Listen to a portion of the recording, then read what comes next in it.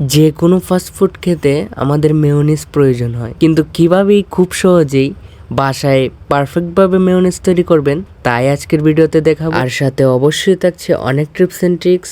By the way, আমাদের channel ভাই ভাই রান্নাঘর, আর আজকের আমাদের রেসিপি পারফেক্টভাবে মেয়োনিজ। তো মেয়োনিজ তৈরি করার জন্য আমরা এখানে 2টা ডিম হালকা পোস্ট করে নিচ্ছি। আচ্ছা, অনেকে এখানে কাঁচা ডিম দেয়। এখানে কাঁচা ডিম দিলে একটা ব্যাড স্মেল আসে, ডিমের যে একটা কাঁচা ওইটা চলে আসে আর কি।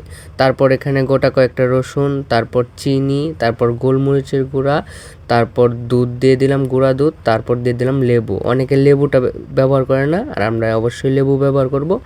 তারপর 2-3 বার আমরা তেলটা ইউজ করব, একদম সয়াবিন তেল। 2-3 বার তেলটা দিয়ে আমরা মেয়োনিজটা তৈরি করবার চেষ্টা করব। তারপর একটা ফ্লেভার আনার জন্য আমরা এখানে 2 থেকে 3টা মিনি প্যাকেটের টমেটো কেচাপ দিয়ে দিব। তারপর দেখতেই পাচ্ছেন কতটা সুন্দরভাবে আমরা মেয়োনিজটা তৈরি হয়েছে। ধন্যবাদ সবাইকে।